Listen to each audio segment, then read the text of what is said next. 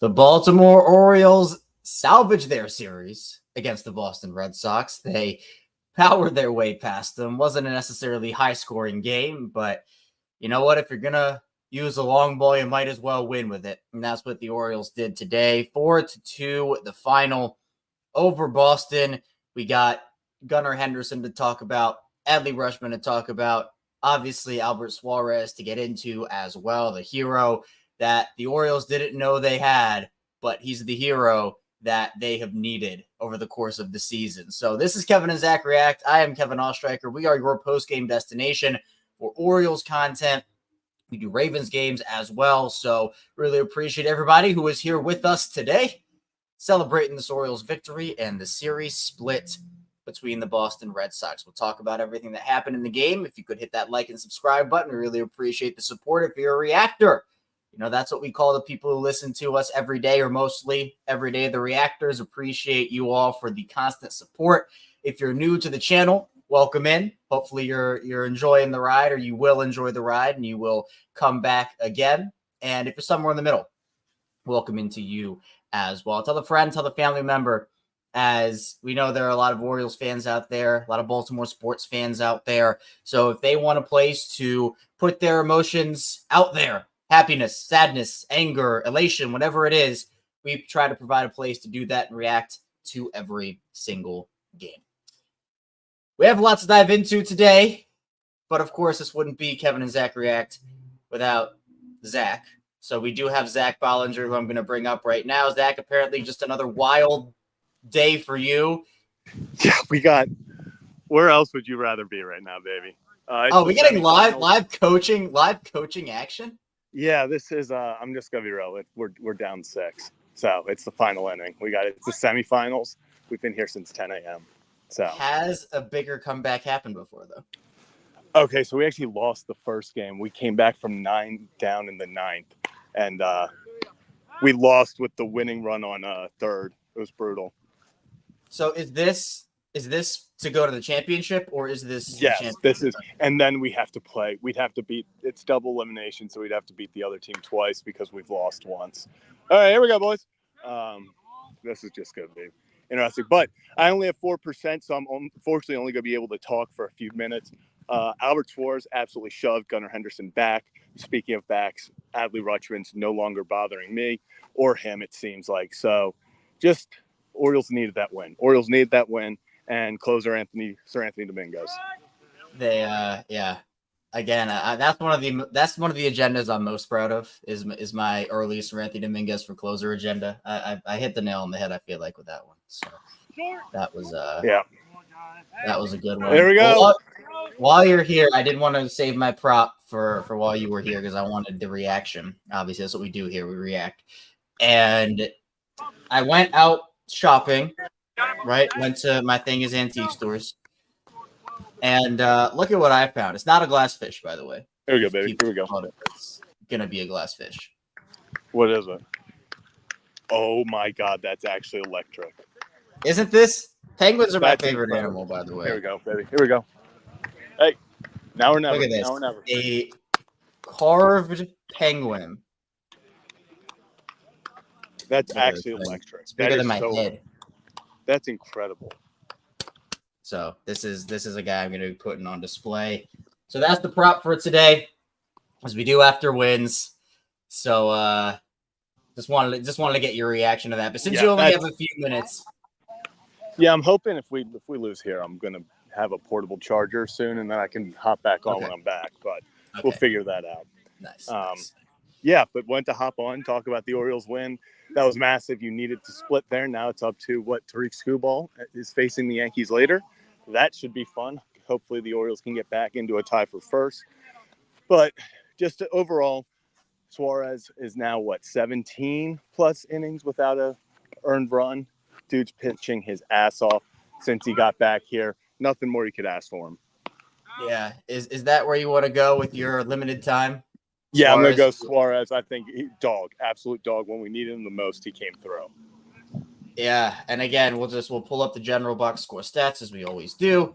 But Suarez, he's been unreal. You know, we had the start to the year where we're like, okay, this guy's incredible. Then he goes through a little bit of a rough stretch. We're like, okay, is the magic gone? But the magic is certainly back. Goes 6 innings, 7 hits, but no runs, no walks either, and 6 strikeouts. That is 2 straight games now, Zach, where an Orioles starting pitcher has not allowed a walk. And we know how Ryan hops on and talks about this. We talk about it.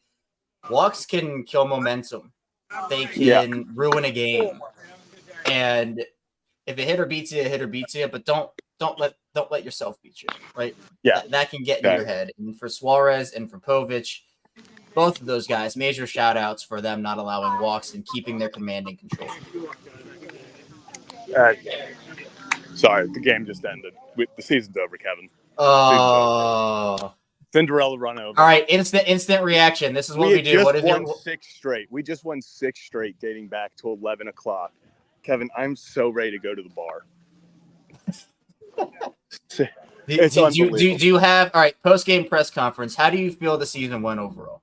It was a failure, Kevin. I mean, we were going for a three-peat for championships coming third. It's not what we needed. But honestly, I think everyone is ready to go home. It got hot now, and I'm done. What are you planning to do to make sure you guys can get back, get right, and get better for next year? We gotta get the offense going. Actually, we need to have 2 weekends for playoffs, so we're not sitting out here for 7 hours wanting to go home. But what do you think was the biggest challenge for you as you kind of went through and saw your season end? It just knowing we should have been on top, Kevin. Just knowing we should have been on top. But I'm at 1%. Albert Suarez, absolute dog. Gunnar Henderson back. Sir Anthony Dominguez, closer, and Adley heating up. So let's do it. Yeah, man. All right. Well, if you get your portable charger, I won't wait for you this time. But if you get your portable charger, feel free. I'll allow you to hop back on. I'll be so generous. I appreciate that, Kevin. Thank you. I appreciate that. Yeah. Awesome. I'll see you guys in a little bit. All right. Yeah. Peace out. Who knows if he'll be back? We're not waiting for him this time. He almost did me dirty last time, so we're not waiting for him this time. Let's talk about Suarez more, though, because I think that's the big point that we should. I mean, again, the Orioles powered their way. They used the home run ball, this, that, and the other. But I mean, we talk about this all the time, where it seems like the Orioles ask their starters to play hero ball for them. They need a Herculean effort from a lot of these guys when they're going through slumps or they have a couple of bad games in a row. And we're kind of sitting here saying, man, Dean Kramer has to have one of the best starts of his career today. Or, man, Albert Suarez has to absolutely shove today. Or can Corbin Burns be Corbin Burns? It seems like those 3, and now newly instated in that is Zach Eflin. And that's 4 out of your 5 rotation members. You're kind of saying, man, we need this guy today. And, I mean, we've even done it with Trevor Rogers a little bit as well. And, that hasn't gone wonderful so far. But Suarez has stepped up when they've needed him to. And you have to give him his props, have to give him his flowers. And Eddie, I see bringing up a stat here really quickly. Appreciate this, Eddie. The most starts with no earned runs in the MLB with 6. This is exactly the type of thing that the Orioles need on a consistent basis, because what hasn't been consistent is their starting rotation from a player who's available perspective, right? I think overall it's crazy to say that even though they've been pulling guys from here and bringing other guys in from there, we did this last night, right? They're bringing on all these different players all the time. And even though they've had struggles for sure, they've gone and been as consistent as they can be. Obviously, it hasn't been perfect. We were even wondering if Suarez had lost that magic. So we're going to see if they can continue this. But over the course of the year, they've done their job. And they've allowed the offense. Because, look, 4 runs, it was enough to win the game. 10 runs a couple nights ago wasn't. So it's always a combination. But with the pitching staff doing what they did, we will talk about the bullpen as well. Because I do know that, that there were some iffy moments in there, and that seems to be a common theme. But you know what? Sir Anthony gets the 4-out save, and that's fine. They were able to get Suarez the win here. But I think it's really important that the Orioles have guys like this that, you're not going to say that, you can rely on Albert Suarez to give up no runs every start. That's unrealistic. But more often than not, you can expect him to go out there and let's say it's 6 innings, 6 hits, 3 or 4 runs. That should be enough to win you most games. Now, starts like this, obviously, you have to win those games, and they certainly did. But he's a guy that the Orioles, I mean, again, we had this conversation. I can't remember the last time I asked this question, but I mean, raise your hand if you knew who Albert Suarez was before the Orioles picked him up. Maybe 2 people are raising their hands right now, right across the screen from me. So I know I'm not. He's been incredible. He's come here. He's done great. And he's been a hero for them. With Bradish having to miss a bunch of time, Grayson's been in and out this season. Obviously, they lose Means, they lose Wells. They've had a bunch of guys do this. And that includes others as well. I mean, look, Cole Irvin lost the magic. All right, Suarez was able to get his bat. Cole Irvin wasn't. But Cole had a great stretch early in the season where he was shoving almost every game. They needed that early in the year. They needed him to do that. Now, again, it didn't last. But when he was on, he was on. Suarez comes in. He's been pretty consistent the entire season. Dean has had his moments of issues, but again, we say it seems like every time Dean starts, it's like, man, this team is going through a little bit of a rough stretch here. Dean needs to come out here and just do his thing. And he does it. So I have to give a major props, major shout out to Albert Suarez because, man, did the Orioles is he exactly what the Orioles ordered, the doctor ordered? I mean, he is absolutely he's been the magic man for them this year. Now in the bullpen, Cionel Perez does go a full inning, but does give up the run, has the 2 hits. He walked a guy as well, struggled today. Again, he got through the inning, but you know, obviously you wish that he had control of his stuff a little bit better here. Cionel, when he's on, he's good. But there's that level of inconsistency, and that feels like that's the case with almost every single player in this bullpen when they're on, they're awesome. But they're not on as consistently as they need to be. And that's the big problem with some of the players in the bullpen. Cano comes in, does 2/3 of an inning, allows a couple of base runners with the 2 strikeouts he had as well. That's how he got his 2 outs. But then Seranthony Dominguez comes in. Obviously, he allows the run to come in, but 4-out save. I was on this, and that's what I was talking to Zach about earlier, right? I was on this. Seranthony Dominguez has the stuff to be a closer for this team. Who's your other option? Is it Cano? Yeah, I think that's the other guy you'd go to in terms of guys who are healthy right now. I mean, I think that Seranthony Dominguez is your best option at closer right now, and that's fine because Seranthony is good. He's pitched well. You know, he'll give up a run here like he did today. But he's the guy that I think that out of everybody in that bullpen, Seranthony is the clear option to be the closer out of the guys who are available right now. And I do like kind of the setup of like, okay, when everybody is, let's just say everybody's on max days rest. I like Birch in the 7th. I like Cano in the 8th, and I like Seranthony Dominguez in the 9th. I think those 3, I'd feel confident enough in that group to where maybe there's a run given up, and that's it. And the way that this offense can play, that can be good enough.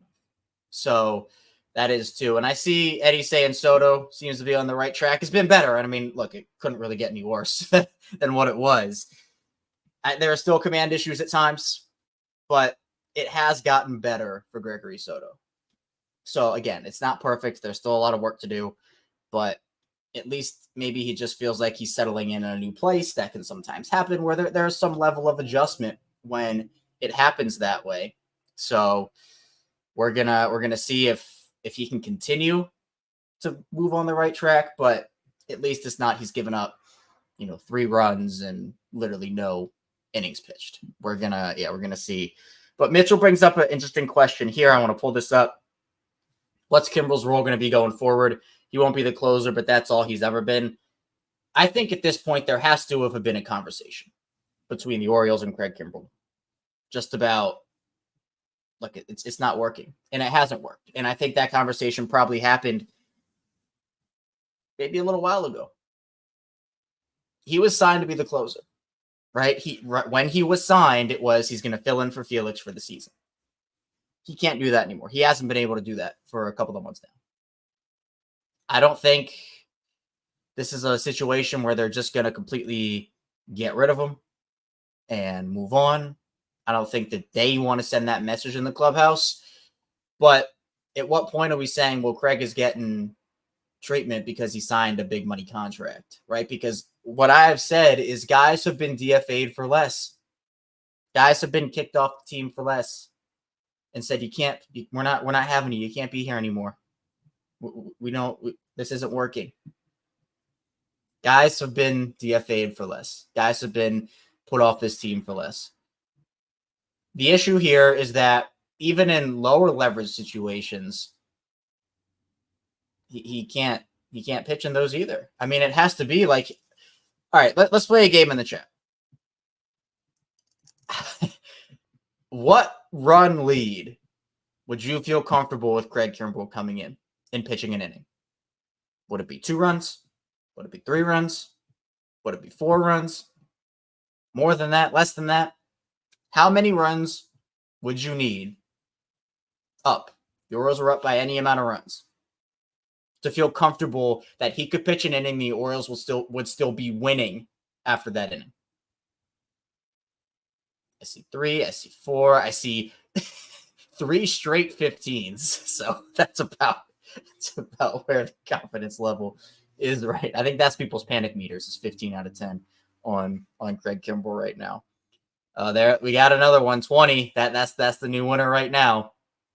I'm going to side with Matthew. I'm going to say anywhere from 2 to 4, but more so on the side of 4. Even 2 runs, I don't really feel that confident. Right? I think 3 would probably be the absolute minimum, but we've seen bad things happen even with 3. So I'd say 3 minimum, and I see Joshua saying that here. 3 minimum is what I would probably go with. And that's a guy that, like, if you don't feel comfortable with your pitcher coming in, and look, the Orioles, it's hard to get a read on how they feel, how comfortable they feel about him, because he's still coming in semi-high leverage situations.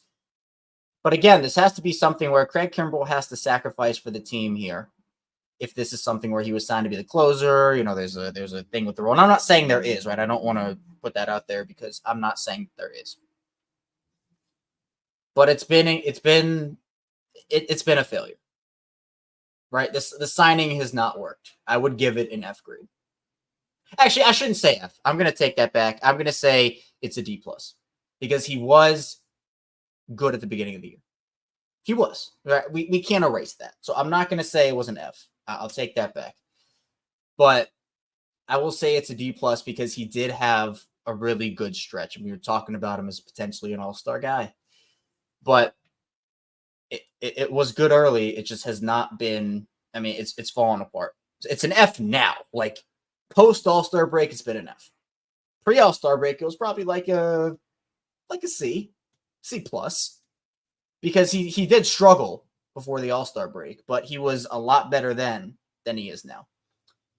So I think that the issue that the Orioles have to decide with Craig Kimbrell is, are you essentially running a man down in the bullpen? And if you want to talk about playoffs, are you essentially running a man down in the playoffs in the bullpen because you don't trust a guy to come in with a 2-run lead and you have to stretch other arms thin? That's the issue that they have to decide, because there is the option to leave him off the roster in the playoffs. They have other things that they can do, but right now it feels like they're playing a man down in the bullpen. Right? And so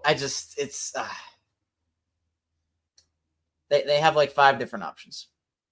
They have 5 different options. So it's an interesting conversation because, look, Kimbrell's not the only pitcher that is pitching inconsistently in this bullpen.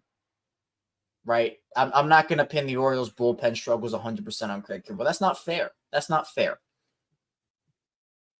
But he has been the most inconsistent and has cost the Orioles the most games this season.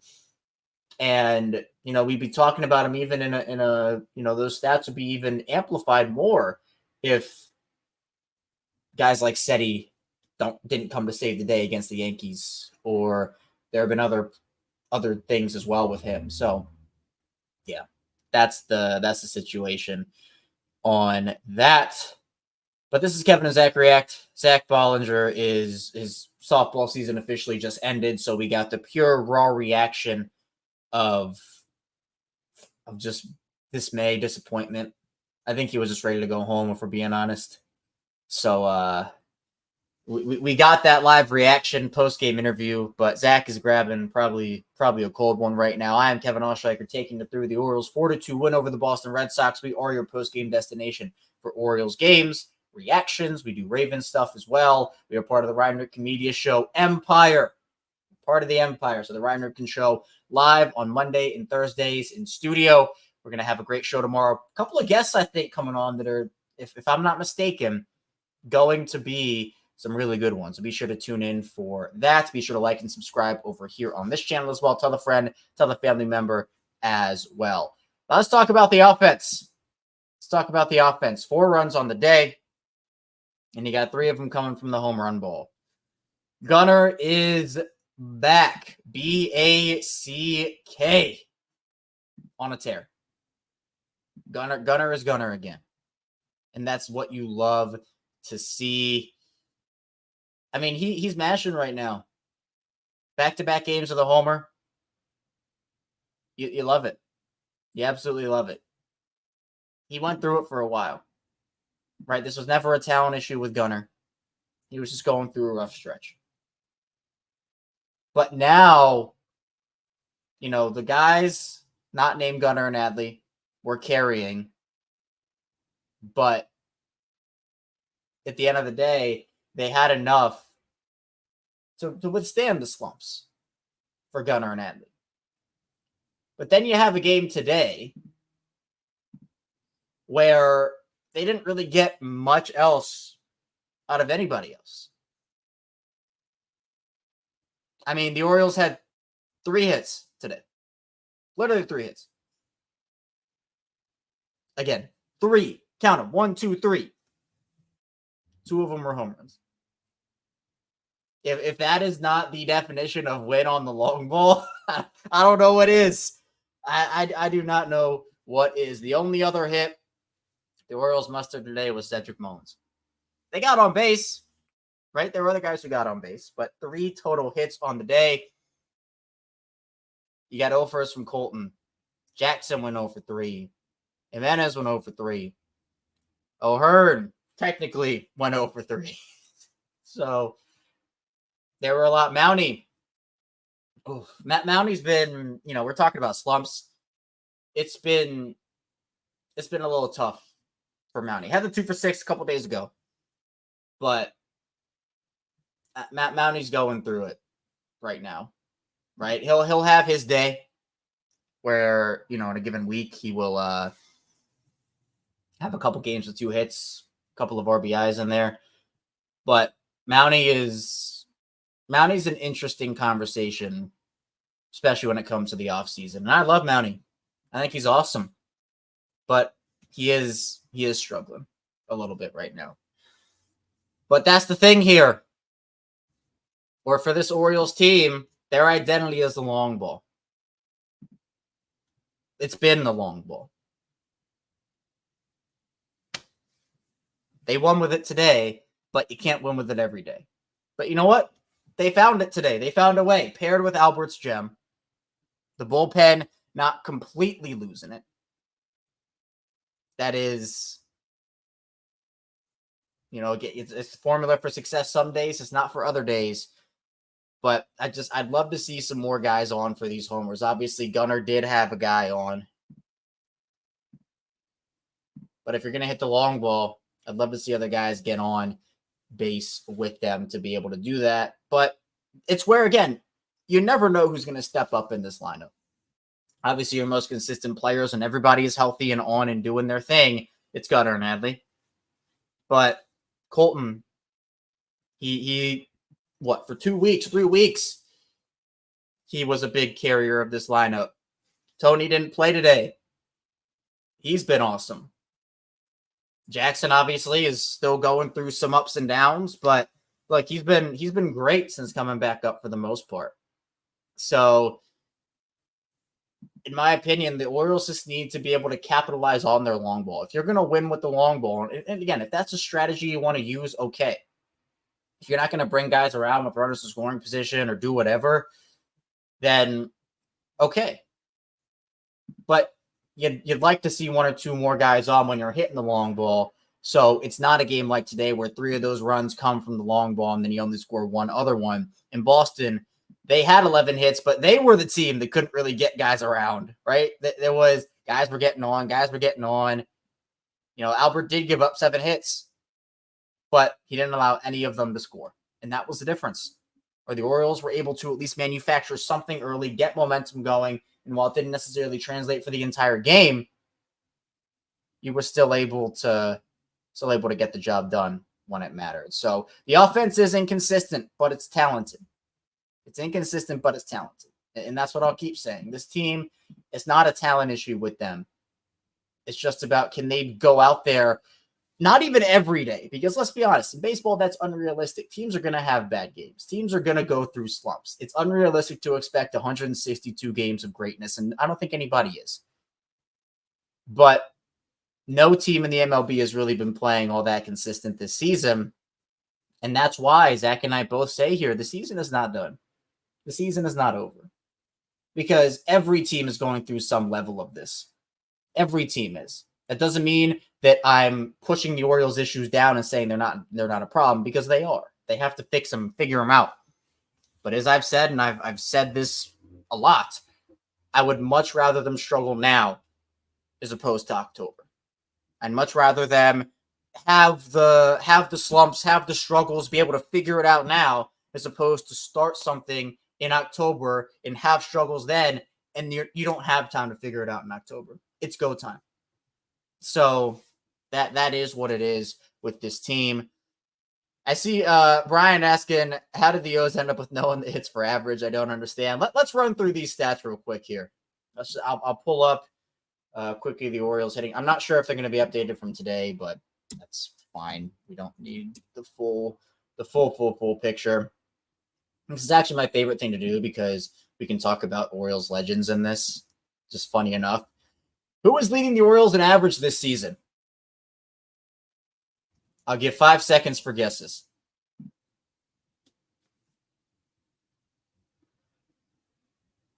All right, we got no guesses. I'm sure they're going to come in. But it's Kristen Pache. 1,000 average, Orioles legend, Kristen Pache. Who's second? Austin Slater, 400. Who's third? Eloy Jimenez, 389. Who's fourth? Brian McKenna, 375. Who's fifth? Kyle Stowers, 306. All right, that was my fun. That was my fun. I know they don't qualify. I'm just trying to rile people up here. Gunnar's the real, in terms of actual qualifiers, Gunnar is the leader. So for anybody who guessed Gunnar, you are correct. Congratulations. But that's the thing. Out of qualifiers, Gunnar is the highest hitting guy for average on this team at 288. O'Hearn is 277. Jordan Westberg, we miss him so. 269. Mountie, 268. Adley, 266. Heston, 261. 261. Colton's at 245. Tony's at 240. Arias is at 243. Mateo is hitting 229. Setty's hitting 224 along with James McCann. Jackson's hitting 196. They don't have any 300 guys in this lineup. Which, again, do they need those guys? No, I mean, I'd rather them have one, but they don't. And I think that was kind of the thing where they were, when we were talking about the deadline for the Orioles, we were talking about, they should get a guy who's a high average hitter, doesn't hit that much for power. Like, it's like, okay, whatever. And they got Eloy Jimenez, who is a 270 career hitter, by the way. This is not a guy that is like a 229 hitter who only strikes out or hits homers. And he's done that with the Orioles. I don't think he hasn't hit a homer in his Orioles. Yeah, he has not hit a homer. So he's a guy that can still get on base. He has been their average guy. Him and Slater have been their average guys, and Jimenez has done it in double the at-bats, more than double the at-bats that Slater has. Not on my bingo card to say that Eloy Jimenez would be the average guy on the Orioles. That I don't think I'd ever expect to be saying that. But here he is doing his thing. And I think hopefully the rest of these Orioles players can follow suit as they continue to go through this year, because they're going to need guys to get on base. And in terms of on-base percentage, again, we can go through Pache, but Gunnar's on-base percentage is .374. Among qualifiers, Heston is actually second at .370. O'Hearn, .354. Rushman, .331. Cowser, .324. So, I mean, this is a team that lives and dies by the home run ball. And that is fine. But you have to be able to maximize on that. Gunnar's OPS is strong. It's .936. Well, .936, I guess, right? It's better than Eloy. Not really, well, I guess barely better than Eloy. Austin Slater is the current Oriole on the team right now who has the highest. He's at 1.033. So that's going to be the big question. Is can they continue or at least start to do it more consistently of getting guys on base? And if you're going to hit the long ball like that, if you're not going to bring guys around on singles, doubles, whatever, runners in scoring position type deal, you have to get a guy on base or two. Bring them home that way. Right? Solo homers, it's the same conversation we had with the leadoff situation with Gunnar, as the bottom of the lineup wasn't turning over. 7, 8, 9 wasn't doing anything. And Gunnar was hitting solo homers or was leadoff homers, and then he wasn't getting. So that's one run. And that can work. But, they don't have any of those 300 guys. As Nick also notes here, see what I did there for Nick notes, but as Nick notes here, they're not a big stolen base team either. They have speed, like they have personnel. It's not like Enrique Bradfield personnel right now, right? Like it's not Enrique speed, but there are some guys that can run the bases, and it's kind of like a double-edged sword in terms of the stolen base problem for the Orioles, because they don't steal a lot of bases in general, and they also give up a ton of them on the other side. And that is pitchers not holding on. That is Adley. There's a bunch that factors into that. But there is such a stolen base discrepancy between this team and others, where for some teams, it's like you get a guy on first and that guy's on third 2 pitches later. For the Orioles, it's like there's not a lot of that, right? There's not a lot of advancement when it comes to some of these guys. And I think part of it is they don't have like 8 guys that can run the bases like that. But I think they also don't put themselves in that situation to be able to steal bases. And then on the other side, it's again just it's a pitcher holding on. It's Adley, it's everything. So that is one area I would like to see them do a little better at. Small ball is certainly something we've talked about a lot here on this show. So we're gonna see, because in the playoffs, I think you need something like that. You have to be able to keep teams off guard and not make it easy on them. And that's what it is. That is what it is. For this game, well, I guess let's talk about the series. Let's broaden it to the series. What do you feel? How do you feel about the series? It's a split. They didn't lose 3 or 4. They didn't take 3 or 4. But on a scale of 1 to 10, how confident are you in this Orioles team now that the series is done and they split with Boston? Did you see enough in the series to say they're still good? You got a lot of worries. 1 being you are not worried. 10 being you are very worried. I see some 5s. I see some 6s. I see Joe with the 10. Joe with the 10 coming in saying the O's are fine. That's Ryan's line. That is reserved for Ryan.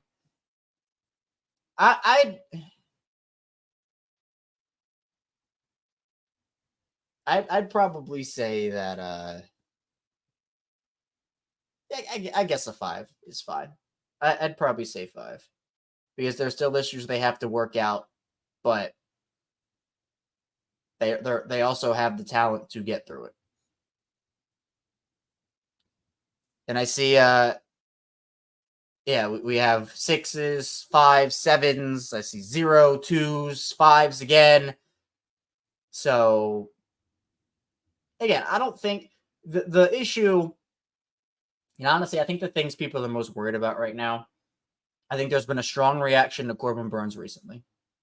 I think people are really down on Corbin right now. I'm not personally, but I just think the overall reaction is, people are down on Corbin right now.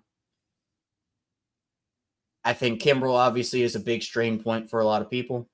That one I am on board with, and I'm also there. And then I think just offensive consistency. Those are the three big things. But the thing is, every other team is going through it again. Every other team is. Baltimore still has 3 more games left with Boston. New York plays tonight against their Screwball. So that there are still plenty of things to like about this team, but there are plenty of things they have to fix. And if they do what Thunder says here, if they all pull together down the stretch, they can have hot September baseball. And one more thing, they can get some of these reinforcements. Grayson Rodriguez, Jordan Westberg, Danny Coulomb. That is such a big boost. Such a big boost to this team. And I'm with you, Kieran, right here. Burnes is allowed to have an off day, even 2 or 3. He pitched so well in the regular season. Well, in the first half of the regular season here, that again, Corbin's an ace. I get that it's not been great the past 3 for him, especially the one he had his worst career start a couple nights ago. But Corbin is still your ace in this pitching staff. He's still your guy. But yes, I do agree Kimbrel is concerning. We did have that conversation. But I think Jordan Westberg, he'd be such a breath of fresh air for this lineup. Obviously, Grayson coming back gives you less uncertainty in the starting staff. And, Danny would also add some much-needed consistency in the bullpen. It's just been – consistency has been the word for them. It's been the word for a lot of teams this season. Eric, I don't know what the update on Westberg is. I haven't seen, heard anything. I think the deadline, or not the deadline, but the hope is that he can come back at some point, whether it be September or in the postseason. But to recover from the hand issue is, it's going to take some time. They've certainly missed him. I think you feel a lot better about this lineup, about the defense with Jordan Westberg in there. There's a lot less uncertainty when he's able to be out there and play every day for the Orioles. But speaking of the playoffs, let's do a 1-up, 1-down playoff edition.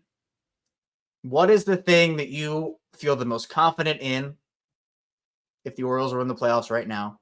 And what's the thing that you are most worried about? So 1-up, 1-down.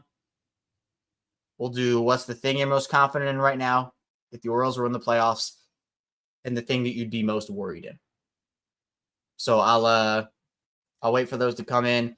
Joey, what's up, man? How's Birch? He's swimming. He's there he is. There he is. He's right back there. So we're waiting for responses. We can do a Birch Fish watch, and then we'll talk about playoff concerns, playoff hopes. But there he is. He's doing good. He's doing good. Let's see. Laura saying confident starting pitching. Mike saying confident in the offense. Most worried about the bullpen. Joe saying 1-up offense, 1-down bullpen. Mike saying offense getting hot and cold. Kieran saying Eflin bullpen, 1-up, 1-down. Team chemistry bullpen from Eric there. Laura saying not confident in run support. Scott confident defense, worried middle bullpen. Eddie confident that they'll get in. Confident will be out in the first round. Yeah, that's the double-edged sword right there. Yeah, I think consistency is the key thing, and I'm worried about. That's the big thing. Because I think that they have all the talent in the world to go out there and do it, even with the injuries. But if they're not consistent enough, they're not going to go very far.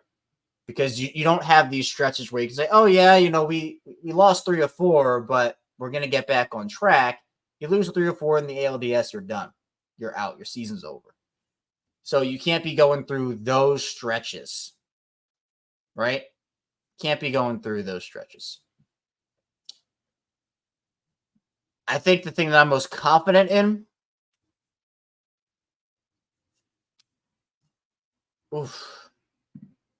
it's going to be very weird to say, but I'm going to say the starting staff, which is really weird for me to say. But again, it's been the most consistent part of the team, even with the injuries, right? And again, House of X, I think, says it here, right? Burns and Eflin. I think you're most confident in those two guys. But Suarez, he's gotten my confidence back in him. Dean has his moments, absolutely. And while it's not necessarily great all the time for him, it's, he still can give you enough most of the time. And then, yeah, you had Grayson there. And I think you have the big part is Trevor Rogers. And is Trevor Rogers going to start a playoff game for you? I don't know. That's the big one. But yeah, Steven says it right here. The bats cannot go silent in the playoffs. It happened last year. You can't have it happen. Because with the way this bullpen is, I would expect the bullpen to not be, they can figure it out, but they can't be super taxed heading into the playoffs too. I think one of the big concerns right now is bullpen usage as it stands, where the bullpen just looks tired, and every bullpen is. I'm not saying this is just an Orioles thing, but the bullpen does look tired. So I think I have confidence in the guys in the bullpen, but it's a matter of who's on and who's not, right? Who's on and who's not. That's the biggest question. Because if you have a lot of guys who are on and they're feeling it in the playoffs, then, all right, you're in decently good shape there. But if there's inconsistency and your offense isn't doing what it needs to be doing as well, that is definitely where things can get a little bit dicey. So that's the thing. That's why I say consistency. That is why I say consistency. Now let's talk about the game a little bit more. And I gotta head out here in a few minutes. I got some Locked On obligations, which of course, I host Locked On Ravens and do some other stuff with the network on other shows. But for now, let's just finish up our conversation on the game. I think that this was a game that the Orioles needed. If they had lost 3 or 4, because we had talked about how important it was. Oh, yeah, look, you know what? There's a lot to like about the Orioles coming into the series. They certainly have their issues, but Boston was sliding, and the Orioles had an opportunity. And if they had lost 3 or 4, wouldn't have been good. Would not have been good. Now, I think for what could have happened if the Orioles took 3 or 4, it probably knocks Boston decently far out of contention.